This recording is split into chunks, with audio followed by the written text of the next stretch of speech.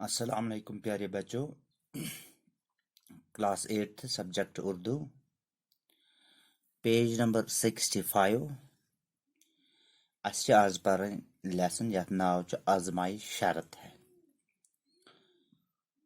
پیارے بچوں تھی کھولو پن کتاب پیج نمبر 65 پہ تو تھو نظر۔ ایک بوڑھے آدمی نے مرتے وقت اپنے اکلوتے بیٹے کو نصیحت کی کہ بیٹا آزمائے بغیر کسی کو اپنا دوست نہ بنانا۔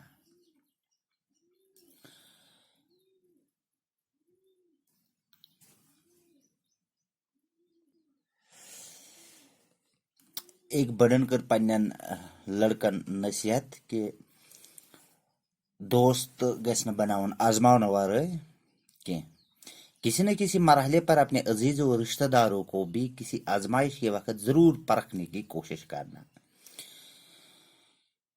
کن تہ مرحلس مز گھس پنن ٹٲٹھۍ آسان، رشتہ دار آسان ام گھسن، یا یار دوست آسان ام گھسن کن آزماون، کن آزمائش گھسن آزماون، تاکہ آئندہ کے لیے تمہیں تجربہ حاصل ہو، تاکہ تہ گھسو ان ولس وقت خطر تجربہ حاصل۔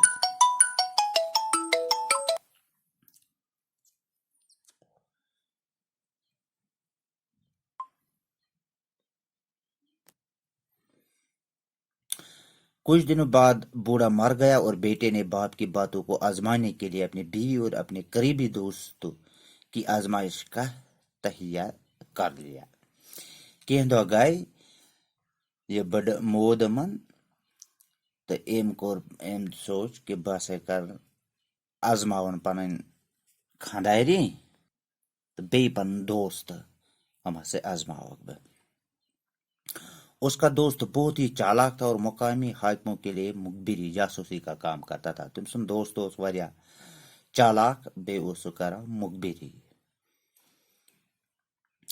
وہ اس نوجوان کے گھر بھی آیا جاتا کرتا تھا اور اس کی بیوی کو بھی کہہ کر پکارتا تھا اور اس کی بیوی کو بابی کہہ کر پکارتا تھا۔